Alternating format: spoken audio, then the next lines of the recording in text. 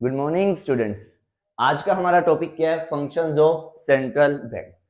हमारे central bank का जो नेम है वो क्या है? आरबीआई। क्या है हमारे सेंट्रल बैंक का name? RBI, reserve bank of India.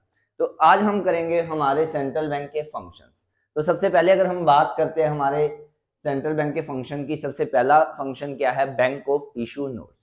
सबको पता है कि आरबीआई के पास नोट छापने का मोनोपोली राइट है। मतलब हमारी कंट्री में ₹2 टू से लेके 2000 रुपीज के नोट कौन प्रिंट करता है? आरबीआई। कौन प्रिंट करता है? आरबीआई। बट एक बात याद रखना, अभी लास्ट टाइम जब हमारे एग्जाम्स हुए थे एमसीक्यू वाले कोविड के टाइम पर, तो एक प्रॉब्लम आई थी कि वहां पर एक एमसीक्यू आया था कि all notes are printed by RBI. तो बच्चों ने, कईयों ने यस लिख दिया था, वहां पर नो आना था, क्योंकि सारे के सारे जो नोट हैं वो आरबीआई नहीं छापता, हमने नहीं प्रिंट करता। जैसे कि हमने बात की जो ₹1 का नोट, हमने यहाँ पर कहा ₹2 से लेके 2000, लेकिन अगर ₹1 के नोट की बात करी जाए तो वो कौन प्रिंट करती है? Central government. कौन प्रिंट करती है? Central government. तो इसीलिए all notes are not printed by RBI, but the notes from the ₹2 to 2000 are printed by RBI. इसका सेकंड फंक्शन है हमारा बैंकर टू दी गवर्नमेंट। जैसे कि हमने कोई भी डिपॉजिट्स करवाने हो, मनी डिपॉजिट्स करवाने हो या लोन लेना हो, तो वो सब हम किससे लेते हैं?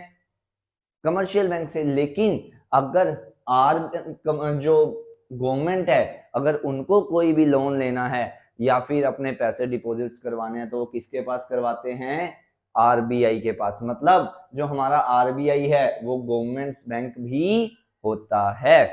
उसके बाद ये बैंकर्स बैंक, मतलब हमने अभी कहा था कि जो आरबीआई होता है वो पूरी कंट्री का एक अपेक्स बैंक होता है। पूरी कंट्री का क्या होता है? एक अपेक्स बैंक। पूरी कंट्री में बैंकिंग सिस्टम से रिलेटेड कोई भी प्रॉब्लम होती है तो किससे कंसर्न होती है? वो आरबीआई से। वो किसको संभालनी पड़ती है? आरबीआई को। तो ऐसे ही बैंक को जब अपने पैसे डिपॉजिट्स करवाने होते हैं तो वो किसके पास डिपॉजिट्स करवाता है? आरबीआई। जैसे कि रिवर्स रेपो रेट के वे में। और लेकिन अगर लोन लेना हो किसने? कमर्शियल बैंक ने आरबीआई से, तो किस रेट ऑफ इंटरेस्ट पे लेता है? अगर विदाउट सिक्योरिटी ले तो बैंक रेट, अगर विद सिक्योरिटी ले तो रेपो रेट। अगला हमारा फंक्शन क्या है? Store of the foreign exchange. अब हमारी क्या सभी कंट्रीज के पास ना कुछ फॉरेन के रिजर्व्स होते हैं। जब हमने बाहर से कुछ इंपोर्ट्स करवाने होते हैं तो वो हम वहां से निकाल के दे देते हैं। जब हम एक्सपोर्ट्स करते हैं तो हमारे पास जो एक्सेस में आता है तो हम किसके पास डिपॉजिट करवा देते हैं? आरबीआई के पास। तो पूरी कंट्री का जो फॉरेन एक्सचेंज होता है वो कौन संभाल के रखता है? आरबीआई। कौन संभाल के रखता है? आरबीआई। अगर तो कभी वो चाहिए होता है, अगर मतलब हमारे बैंकिंग सिस्टम को या हमारी कंट्री को जब तो फॉरेन रिजर्व चाहिए होता है, मतलब इंपोर्ट्स करने हैं, तो जो हमारा सेंट्रल बैंक होता है उसका आउटफ्लो दे देता है। जब एक्सपोर्ट्स होते हैं तो जो पैसा बचता है वो क्या हो जाता है? उसका इनफ्लो हो जाता है। And the fifth one is lender of last resort. अब ये ध्यान में रखना, हमने कहा कि पूरी कंट्री के बैंकिंग सिस्टम की रिस्पॉन्सिबिलिटी किसकी होती है? आरबीआई की। तो ऐसे ही जो कंज्यूमर अपने पैसे डिपॉजिट्स करवाता है, कस्टमर अपने पैसे डिपॉजिट्स करवाता है कमर्शियल बैंक के पास, क्या कभी मन में नहीं आता अगर कमर्शियल बैंक भाग गया तो, अगर हमारे पैसे डूब गए तो इस सिचुएशन में क्या होता है? आरबीआई के अंडर रजिस्टर्ड होते हैं सारे बैंक।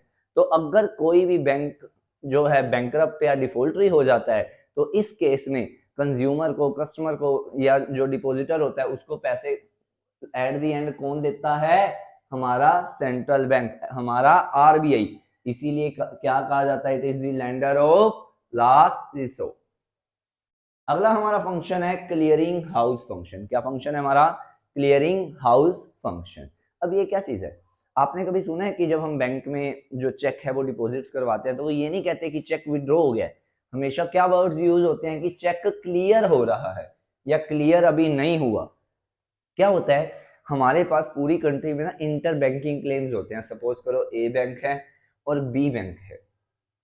ए बैंक के जो चेक डिपॉजिट्स हुए हैं वो 10,000 हुए हैं बी बैंक को देने के लिए, और बी के जो डिपॉजिट्स हुए हैं किसके पास? आरबीआई के पास। किसके पास? आरबीआई के पास, क्योंकि दोनों के बीच में मीडियोकर कौन होता है? आरबीआई। तो इस ये हुए 20,000। तो अगर हमें पहले ए बैंक बी को 10,000 दे, फिर बी ए को 20,000 दे, तो हमें ज्यादा कैश की जरूरत पड़ती है, ये ज्यादा हसल सी हो जाती है। तो क्या होता है, आरबीआई इस केस में क्या करता है, सारे चेक अपने पास मंगवा लेता है और इनकी सेटलमेंट कर देता है। क्या कर देता है? इनकी सेटलमेंट, मतलब कि ये इसको 10 दे देगा, ये इसको 20, ऐसे नहीं होगा। सिर्फ ये क्या करेगा, ए और बी इन दोनों की सेटलमेंट करके सिर्फ कितने पैसे दे देगा? 10,000।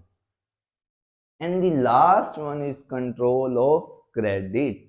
हमने पहले भी बात की थी कमर्शियल बैंक और सेंट्रल बैंक के डिफरेंस में, कि जो हमारा कंट्रोल ऑफ क्रेडिट मतलब पूरी कंट्री का जो पैसा है ना कम हो मनी सप्लाई ना ज्यादा हो, इस सब की रिस्पॉन्सिबिलिटी किसकी होती है? आरबीआई की। आरबीआई की एक पॉलिसी होती है मॉनेटरी पॉलिसी जिसको कहते हैं, उसके थ्रू वो कभी भी पैसा कम या मनी सप्लाई कम या ज्यादा नहीं होने देता। अगर मनी सप्लाई ज्यादा होगी तो इकोनॉमी में इन्फ्लेशन होगी, अगर मनी सप्लाई कम होगी तो क्या होगी? डिफ्लेशन। तो आरबीआई क्या करता है with the help of the monetary policy, अगर तो इन्फ्लेशन होगी तो मनी सप्लाई को कम करवा देगा मॉनेटरी पॉलिसी के थ्रू, अगर मनी सप्लाई कम होगी तो मॉनेटरी पॉलिसी के थ्रू पब्लिक में मनी सप्लाई क्या कर देगा? ज्यादा, जिससे इन्फ्लेशन और डिफ्लेशन की जो सिचुएशंस हैं या प्रॉब्लम्स हैं वो दोनों क्या हो जाएंगी? कंट्रोल हो जाएंगी। So these are the functions of the central bank. Thank you.